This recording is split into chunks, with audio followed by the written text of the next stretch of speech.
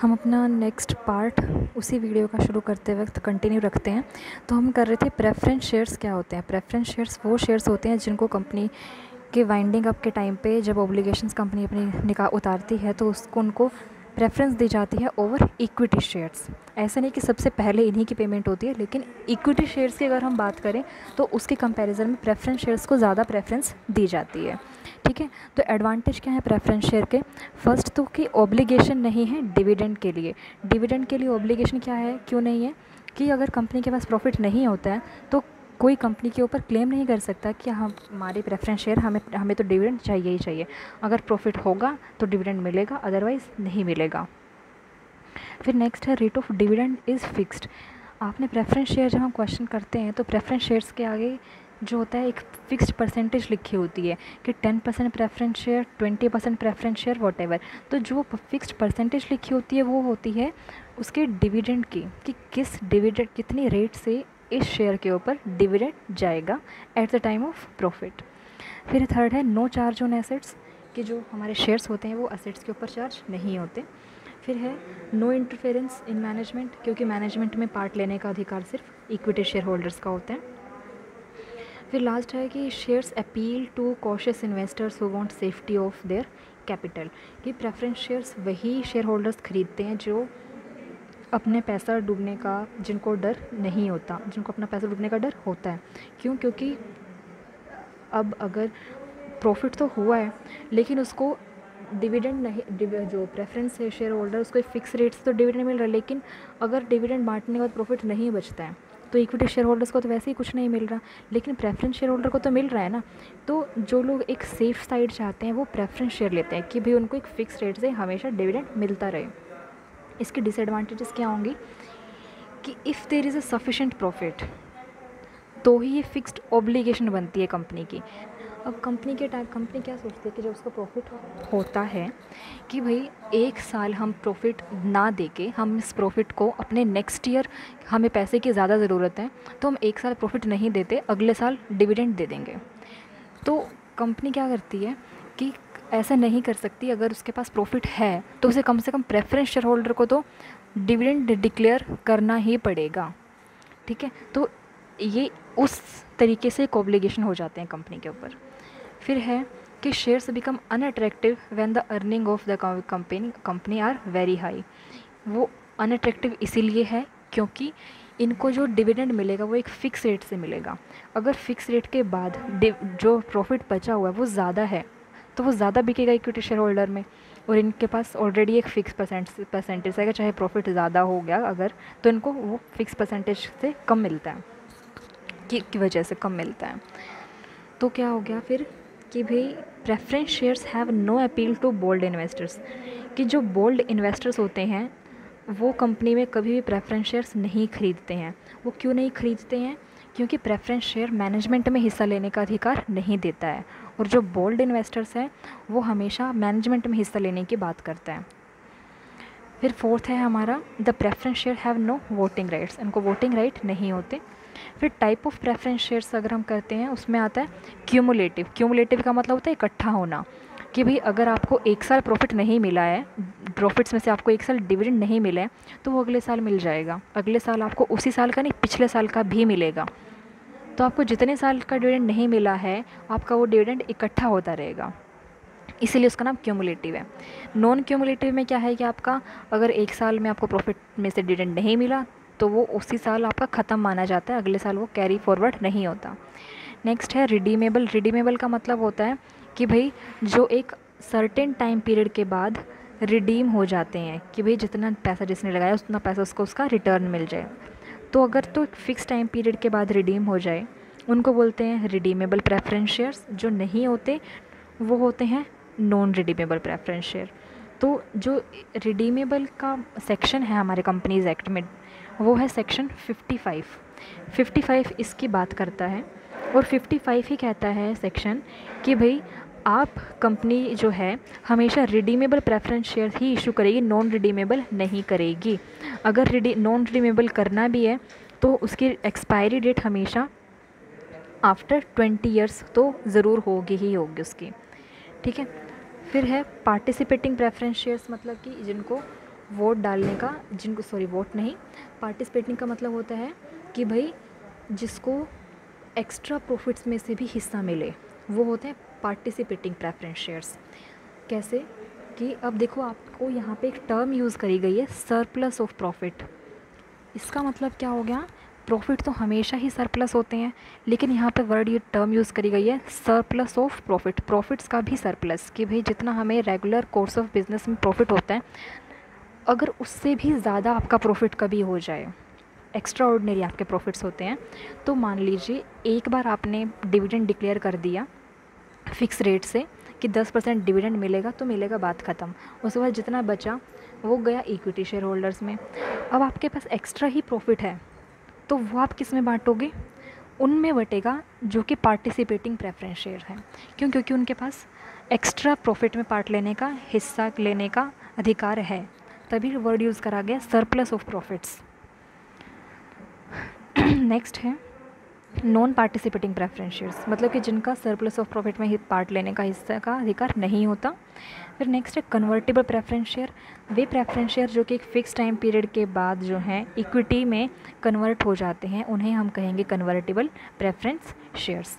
फिर हमारा last type है वो आती है नॉन कन्वर्टिबल, वे जिनका जो कि फ़िक्स टाइम पीरियड के बाद इक्विटी में कन्वर्ट नहीं होते, उनको हम बोलेंगे नॉन कन्वर्टिबल प्रेफरेंस शेयर्स। अब हमारा नेक्स्ट है डिफरेंस बिटवीन इक्विटी और प्रेफरेंस।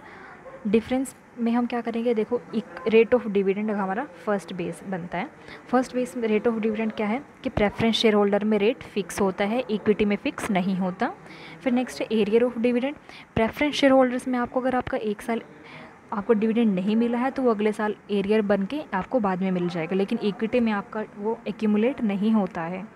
फिर थर्ड है आपका वोटिंग राइट्स, प्रेफरेंस में वोटिंग राइट नहीं होता, इक्विटी में वोटिंग राइट होता है। फिर हमारा लास्ट है preference right of dividend. Dividend में प्रेफरेंस किसको मिलती है, प्रेफरेंस शेयर होल्डर्स को मिलती है, इक्विटी वालों को बाद में जितना बचा हुआ होता है after the payment of preference share holder, वो बचता है इक्विटी वालों के लिए। फिर लास्ट है preference right of repayment of capital, जब कंपनी वाइंडिंग अप होती है तो कैपिटल जब हम वापस करते हैं तो उसमें पहला हिस्सा किसका होता है, प्रेफरेंस शेयर होल्डर का या फिर इक्विटी वालों का, जिसमें पहला हिस्सा होता है प्रेफरेंस शेयर होल्डर्स का, उसके बाद हम इक्विटी वालों को पैसे रिटर्न करते हैं। ये तो हो गया हमारा शेयर के टाइप्स क्या होते हैं। अब हमारी बात आती है शेयर कैपिटल क्या होती है। शेयर कैपिटल क्या है कि हमारे जितनी भी कंपनी में कैपिटल है जिसको हम शेयर्स में बांटेंगे, वो हमारी कैपिटल टोटल कैपिटल होती है। शेयर अब कैपिटल को समझने के लिए आप जो है इस चार्ट से समझिए कि हमने कैपिटल को कितने हिस्सों में बांट रखा है। एक हमारा होता है ऑथराइज्ड कैपिटल, फिर होता है हमारा इशूड कैपिटल, फिर होता है सब्सक्राइब्ड और कॉल्ड अप, फिर पेड अप और रिजर्व कैपिटल। ऑथराइज्ड कैपिटल वो कैपिटल होती है जिससे हमारी कंपनी ऑथराइज होती है, बनती है, ठीक है, शुरू में बनती है। ऑथराइज्ड कैपिटल हमारी present as well as future की नीड को पूरा करने के लिए हम इसको फ्यूचर का भी सोच के ऑथराइज्ड कैपिटल का अमाउंट डिसाइड करते हैं। ज़रूरी नहीं है कि हमें जितना प्रेजेंट में अमाउंट चाहिए हम उतना ही ऑथराइज्ड कैपिटल करें। क्यों? क्योंकि ऑथराइज्ड कैपिटल हमारा फ्यूचर की रिक्वायरमेंट को ध्यान में रखकर रखी जाती है। तो हमारी ऑथराइज्ड कैपिटल वो होती है, ठीक है।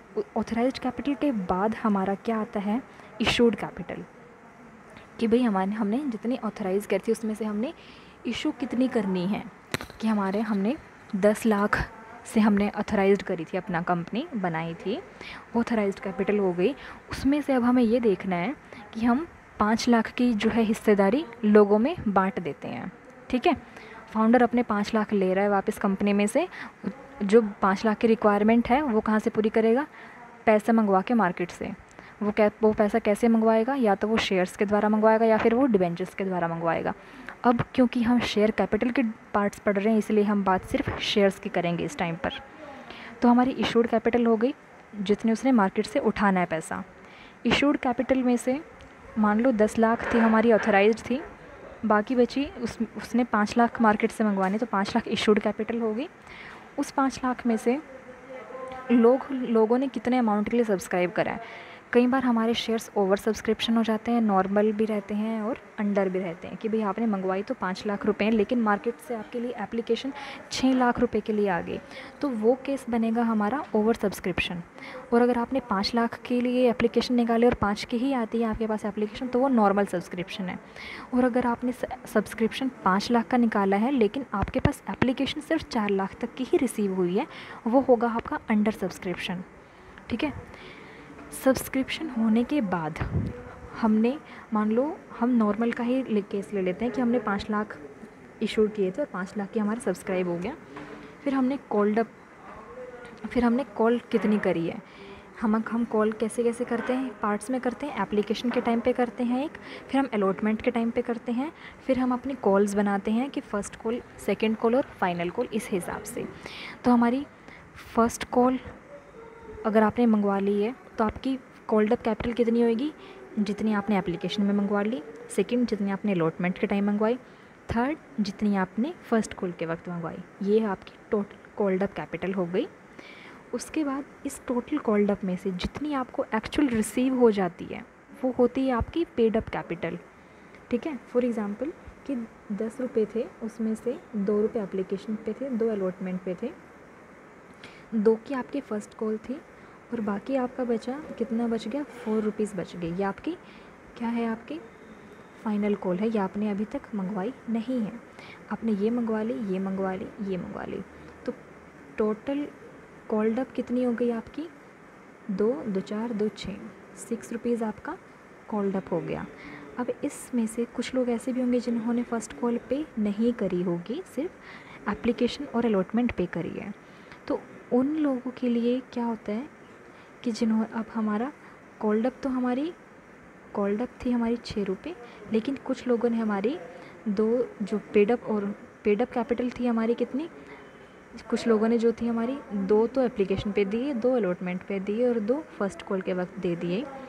तो या फिर मान लो दी ही नहीं लोगों ने हमारी फ़र्स्ट कॉल, तो हमारी कॉल्ड अप कितनी, पेड अप कितनी हो गई, सिर्फ ₹4। ठीक है। तो जो 2 रुपये थे ये पेड अप में नहीं आएंगे, क्योंकि पेड अप कैपिटल वो होती है जितनी हमने मंगवाई और जितनी पे हो चुकी है। अब बात आती है रिज़र्व कैपिटल की। रिज़र्व कैपिटल वो कैपिटल होती है जो हमारा अनपेड है, अभी तक हमने मंगवाया ही नहीं है। तो जो हमारे 4 रुपये थे फाइनल कॉल के, वे हमारी रिज़र्व कैपिटल है, वो हम अपनी कभी भी मंगवा सकते हैं। जनरली वो वाइंडिंग अप के टाइम पर ही मंगवाई जाती है। फिर नेक्स्ट है हमारा ऑथराइज्ड कैपिटल और इशूड कैपिटल में डिफरेंस। बेसिक सा डिफरेंस क्या होगा, ऑथराइज्ड कैपिटल का मीनिंग क्या है कि भाई वो मैक्सिमम कैपिटल जिससे हमारी कंपनी ऑथराइज होती है। इशूड कैपिटल क्या है, it is just a portion of authorised capital. Next requirement, authorised capital की जो रिक्वायरमेंट होती है प्रेजेंट और फ्यूचर दोनों को देख के करी जाती है। इशूड कैपिटल की रिक्वायरमेंट सिर्फ प्रेजेंट पे कि हमें कितने पैसे की उस वक्त ज़रूरत है। फिर जो थर्ड डिफरेंस है हमारा डिस्क्लोजर। ऑथराइज्ड को हमें मेमोरेंडम ऑफ एसोसिएशन में दिखाना होता है, इशूड को हमें ज़रूरी नहीं है दिखाना, इट इज़ नॉट रिक्वायर्ड। ठीक है।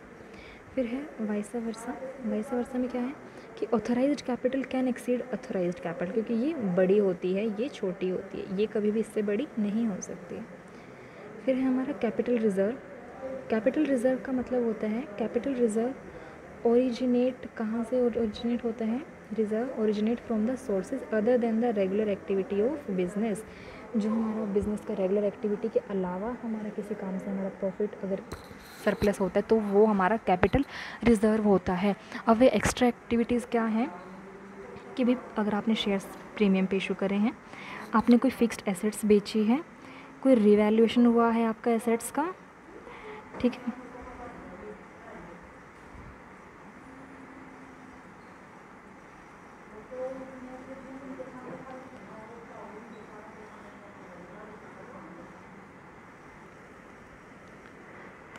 हमारा वो कैपिटल रिज़र्व कैसे कैसे बन रहा था, एक तो शेयर्स प्रीमियम पर इशू कर दिया, फिर हमने अपनी कोई फिक्स्ड एसेट्स बेची है, फिर हमने रिवैल्यूएशन करा अपने एसेट्स को, उसमें जो प्रॉफिट हुआ है वो, फिर है प्रॉफिट, जो शेयर्स को हम जब दोबारा फॉरफिट करके हम दोबारा बेचते हैं तो वो फॉरफीचर के बाद रीइशू करने का अमाउंट पे हमारा जो प्रॉफिट बनता है वो, फिर profit earned by the company prior to incorporation के से पहले जो प्रॉफिट हो वो, इन सब अमाउंट से मिलकर हमारा बनता है कैपिटल रिजर्व। अब कैपिटल रिजर्व और रिजर्व कैपिटल, इन दोनों में क्या डिफरेंस है कि जो कैपिटल रिजर्व है ये कहाँ से बनता है, कैपिटल प्रॉफिट्स में से, जो कि कंपनी की अलग एक्टिविटीज़ से क्रिएट होती हैं। और रिजर्व कैपिटल क्या था हमारा, it is a part of uncalled up capital, ठीक है। जो शुरू अब हमने एग्जांपल लिया था 4 रुपये थे जो हमारे पिछले एग्जांपल में, वो अभी हमने मंगवाए नहीं थे, तो it is the uncalled capital which is reserved. किस टाइम के लिए रिजर्व है, वाइंडिंग अप के लिए मंगवाएंगे इसको, ठीक है। अब क्रिएशन की अगर हम देखें तो ये रिजर्व कैपिटल अनकॉल्ड अप में से क्रिएट होता है, और कैपिटल रिजर्व कहाँ से क्रिएट होता है, कैपिटल प्रॉफिट्स में से। कैपिटल प्रॉफिट्स क्या हैं, जो आपके कैपिटल असेट्स बेच के आपके प्रॉफिट आए हैं वहाँ से। रिजोल्यूशन, कैपिटल रिजर्व कैपिटल के लिए आपको स्पेशल रिजोल्यूशन चाहिए होता है, कैपिटल रिजर्व के लिए कोई सी तरह का रिजोल्यूशन नहीं चाहिए होता। फिर है टाइम, ये वाइंडिंग अप के टाइम पे यूज़ होती है, ये ड्यूरिंग द कंपनी की लाइफ टाइम में कभी भी। अब डिस्क्लोजर, रिज़र्व कैपिटल का कोई डिस्क्लोजर नहीं होता बैलेंस शीट में, लेकिन कैपिटल रिज़र्व का डिस्क्लोज़ करना ज़रूरी होता है। तो ये था आज का हमारा लेक्चर। नेक्स्ट हम करेंगे हमारी बैलेंस शीट किस तरह से बनेगी, और हमारे कुछ न्यूमेरिकल क्वेश्चंस जो होंगे वो हम करेंगे। तो आज के लेक्चर में इतना ही।